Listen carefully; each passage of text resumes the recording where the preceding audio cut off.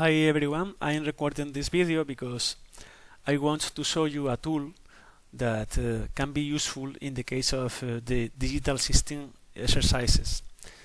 As with LT space in the circuit resolution, we have another tool that is called DITS here in the practices tab that is going to be useful to check if our solutions are right or not. We can build the circuit, the digital circuit of the exercise in DITS and simulate it. So we can get the output for every input and compare with the analytical solution that we obtained for the exercise. Here you have the link to download DITS, and here you have some links with more information that can be useful. So in the end, in practice 5 part, you have here an example of an exercise that is solved analytically and simulated with DITS. So if you open it, here you have 4 variable functions represented in a truth table, and you have to calculate the implementation of this function using NAND gates, 2 levels of NAND gates, as you have done in another exercises. You have to implement the function as well using MUX2 and using a decoder from 4 to 16. At the end, I have added here the analytical solution that I carried out. So here we have the truth table. I minimize the function using the Karnaugh map. I negated twice the minimal sum and obtained the implementation with NAND gates. I obtained as well the implementation of the function using a MUX2, and finally using a decoder from 4 to 16 and a 5 input OR gate. So how do I know if this solution is okay? We can simulate it with DITS and check if we have for every input the output of the truth table. So I'm going to open DITS. Firstly, we need to select the inputs of our circuit. Here we can select, for example, an input switch, so we can press the switch to change the input value between 0 and 1 and vice versa. So input x1 we can copy, x2,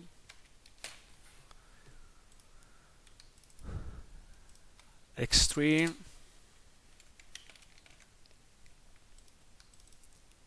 and x4. So now by clicking here, once we activate the simulation,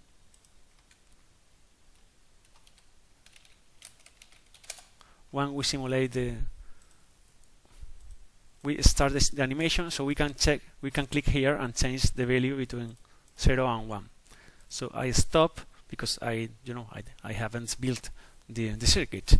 I need the negated version of the input, so I can add, for example, the inverters here, and I can wire the inputs to the inverters,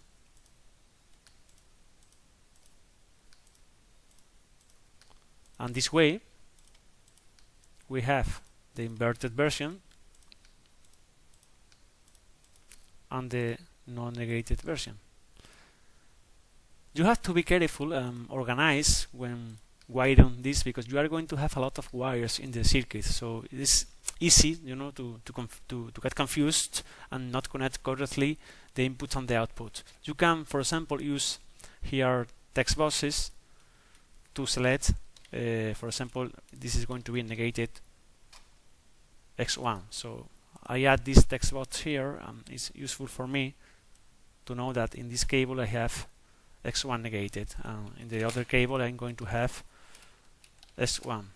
So the text box is a tool that is useful for that. You can make the test smaller if it is too big for your implementation, for your system,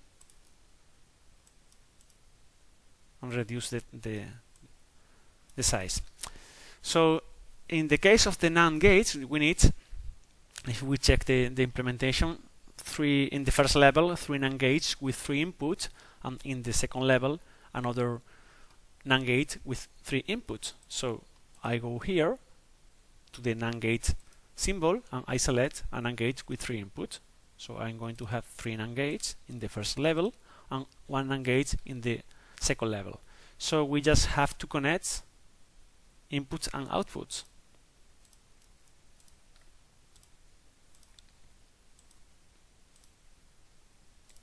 And I want to see what happens with the output, so I'm going to add an output of 1 bit.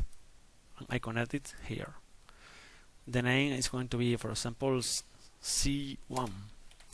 C1, I connect this, and well, I'm not going to spend time connecting this, but if all of this is connected, I can simulate, and when I change the input, the output should change between 0 and 1. For the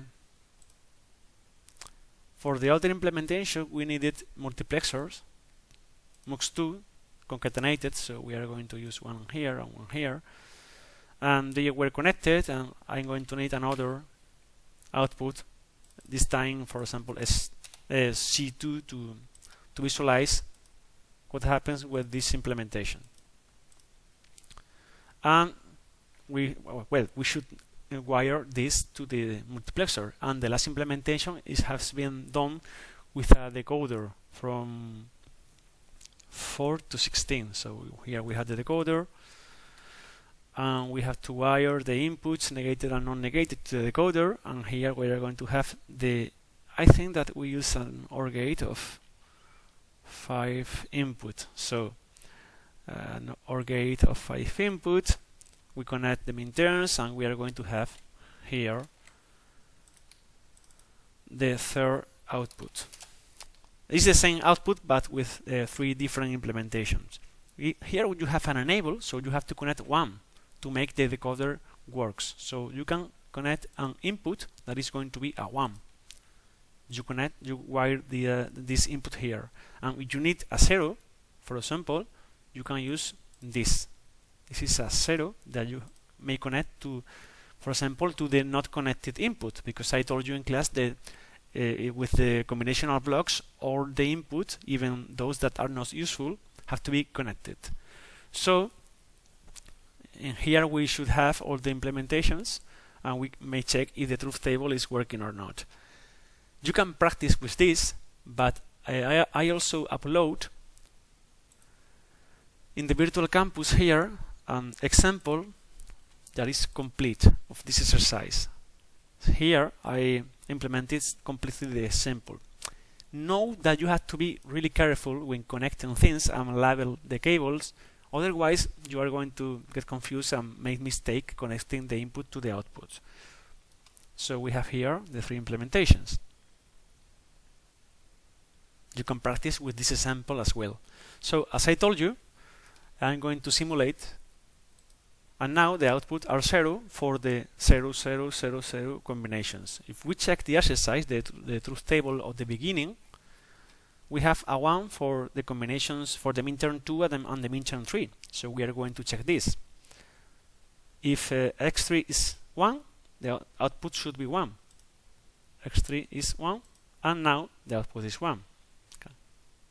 As you may see, and as well for if we have the minterm 3, if we change the variable x4 to 1, we are going to have another one. So it's working.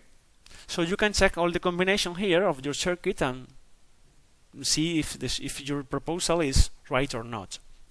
There is another way of introducing here the inputs. The input here with these switches have to be, we can stop the simulation here. With these simple switches, the input have to be changed manually, but we can add the input as a clock signal that changes automatically.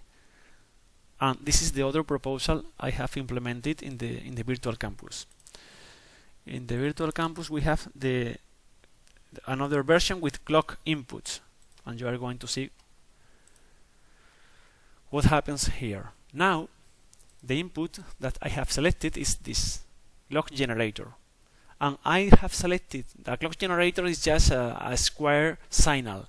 I have selected the period of each square signal so that they or the 4 inputs cover all the truth table.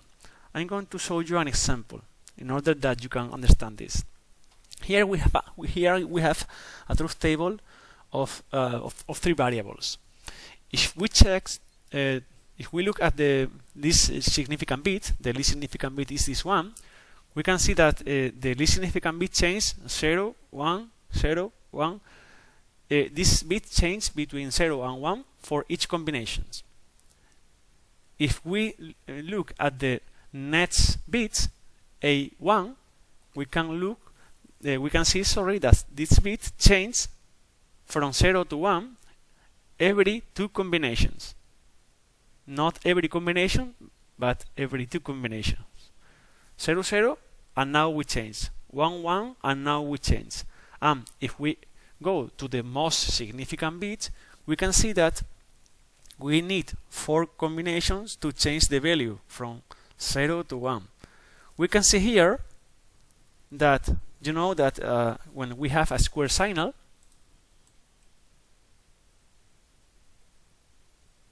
this is the 1 and this is the 0. So if we compare the bits considering that they are square signal, this signal has the double of the frequency of this signal because it changed the double faster, sorry. And this has A1 have a frequency with the change that is the double of the frequency of A2. So if this is F1, this is going to be F2. So just configuring properly these frequencies or the periods, we can construct square signals that cover all the truth table.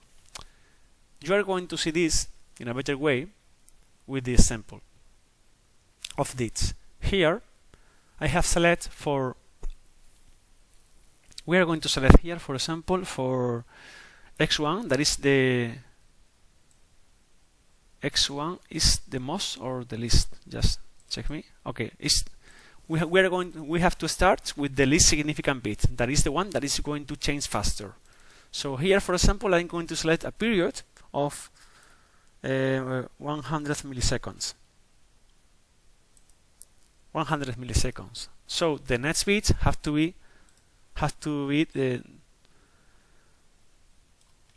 200 milliseconds because it's just the double. The period is the double, and this is going to be the double of the previous one. If the previous one was 200, this is going to be 400 milliseconds. And the most significant bit is the one that is going to change slowest. So if the previous one was 400 milliseconds, this is going to be 800 milliseconds. So now we can go to the simulation and select timing diagram simulations. And here we have what is called a chronogram. In a chronogram we have in time the values of the signal, and the value can be 0 or can be 1.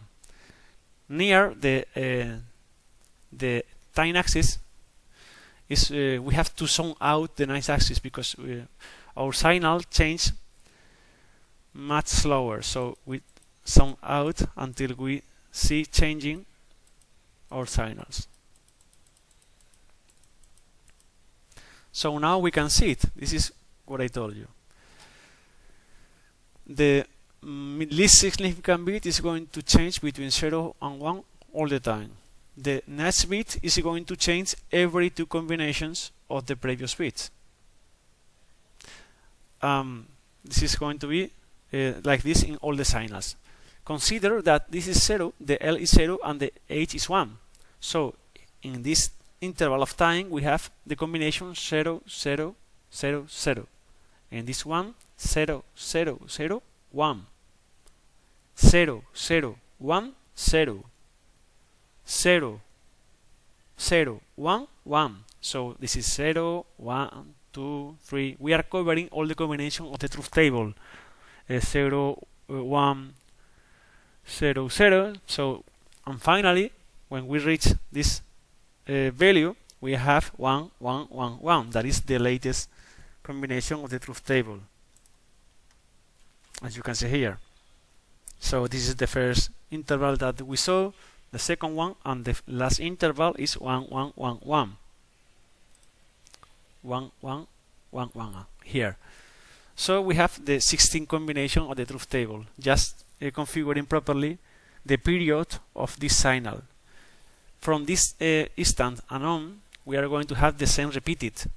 We are going to have the 16 combinations repeated. So it's enough just visualizing these combinations of the inputs. So if we press the play button, we can start seeing the value of the output.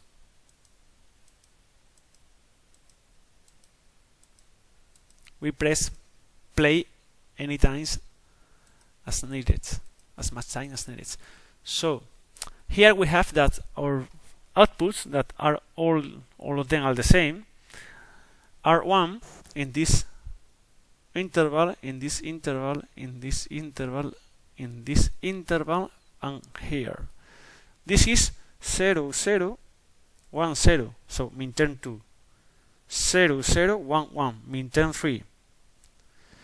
0, 1, 0, 0, min term 4.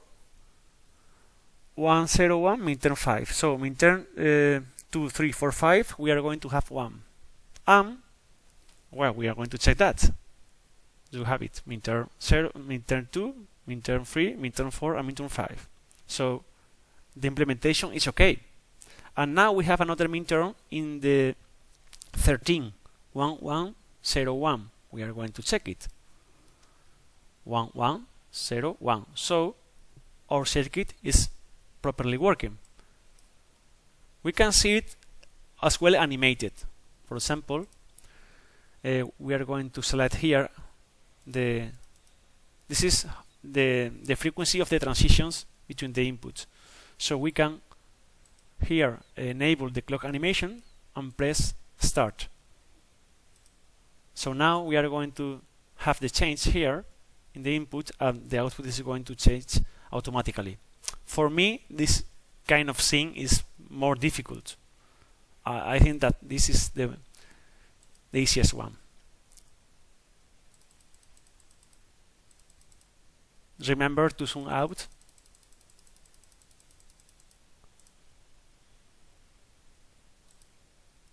And press play.